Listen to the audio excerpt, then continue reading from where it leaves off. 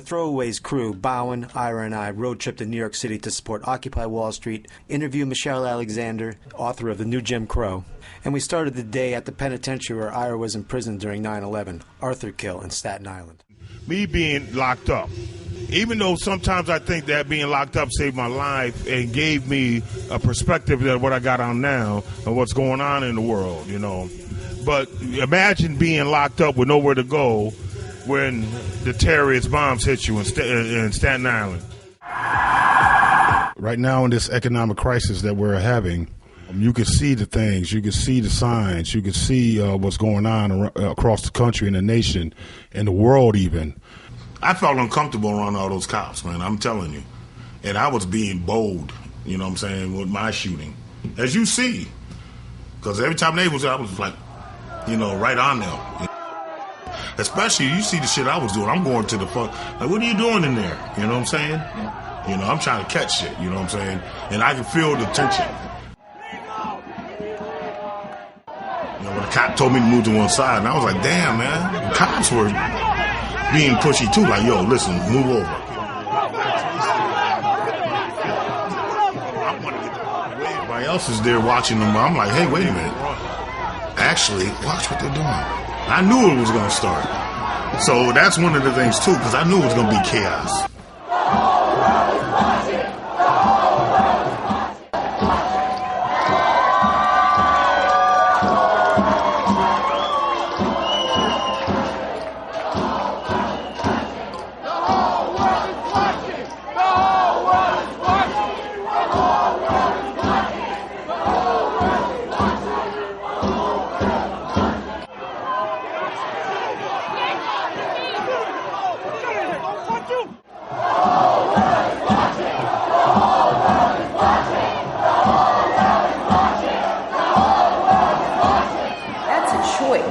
To be indifferent, to be uncaring towards other people. And if you're more likely to be uncaring towards people who are different race, different ethnicity, that's a form of racism.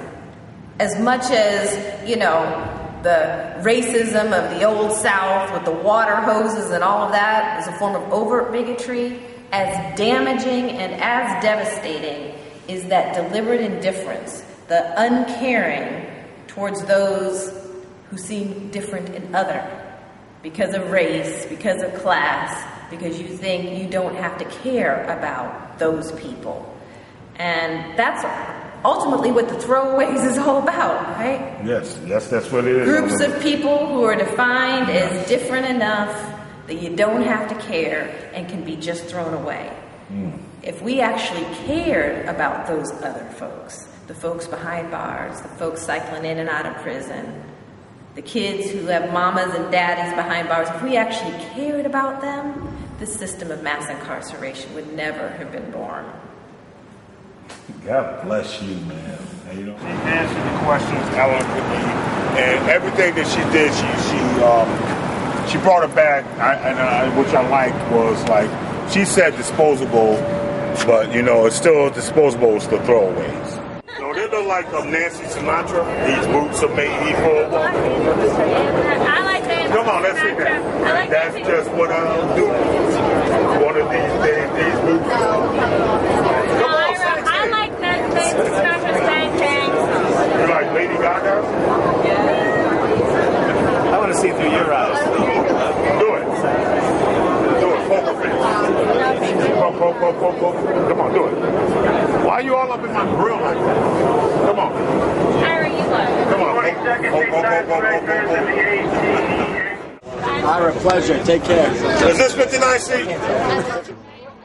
the same.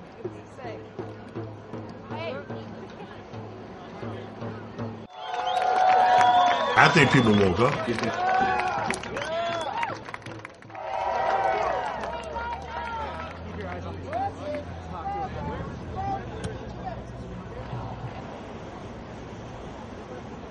The knowledge that I learned and the people that I learned and the things that I learned, I changed my life around. Be able to tell a story.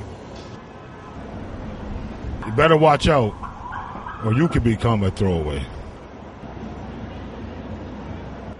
It means a chance to speak out, that First Amendment right that you have, freedom of speech, freedom of all these things, freedom to gather, freedom of all these things that we don't know, that they keep from us and make you think you're in an enemy state, that you can't, in a totalitarian state, that you can't do these things. It's bull. How you doing? Yeah. You lucked out in the rain today, too. I have,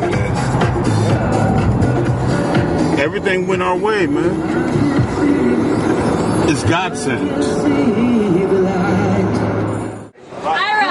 Ira, you too. Nice to meet you. Ira, I love you. That's I love you too. You have a blessed day.